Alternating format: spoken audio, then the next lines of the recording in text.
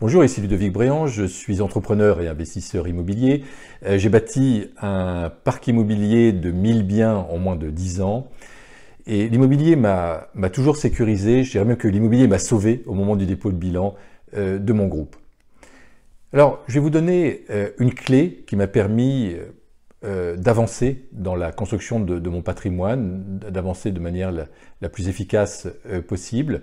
Donc moi, je n'avais pas de formation particulière sur l'immobilier, donc je suis un autodidacte quelque part de l'immobilier, mais j'ai toujours utilisé le bon sens pour avancer dans la construction de mon parc immobilier.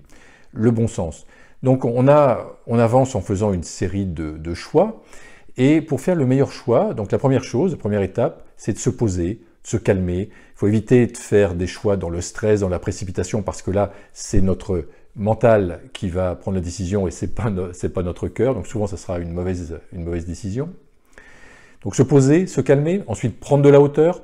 Donc remettre dans son contexte le choix que nous avons à faire et la décision que nous allons prendre, quel impact ça a sur le reste de nos activités. Ensuite, c'est simplifier les choses au maximum, c'est simplifier le problème et simplifier également la solution. Moi, je dis toujours à mes collaborateurs, simplifiez, faites simple, expliquez-moi simplement les choses. Et ensuite, c'est faire le choix qui va demander le moins d'énergie.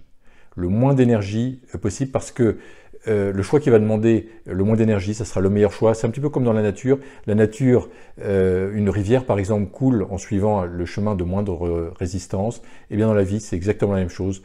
Prenons le choix qui demande le moins d'énergie. Je vous donne deux exemples.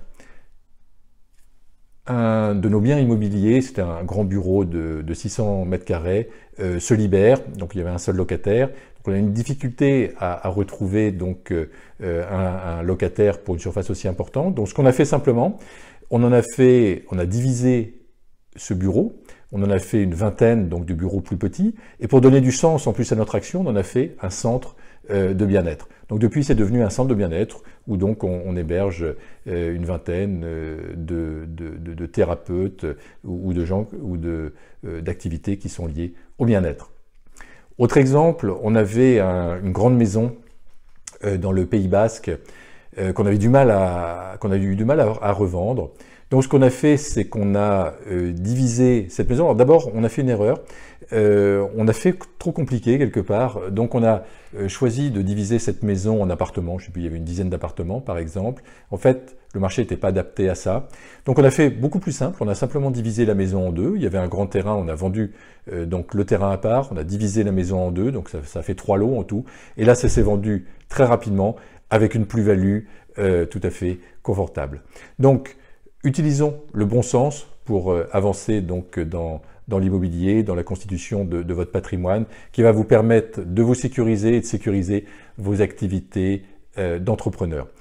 C'était Ludovic Bréant qui vous aide à entreprendre et qui vous aide à créer donc un patrimoine immobilier pour vous sécuriser et pour vous aider à avancer donc dans vos différentes activités entrepreneuriales. Vous pouvez nous retrouver sur la chaîne YouTube Ludovic Bréant, vous pouvez vous y abonner. Vous pouvez également nous retrouver sur l'application pour mobile Entrepreneur Zen et vous aurez également régulièrement des informations sur l'immobilier.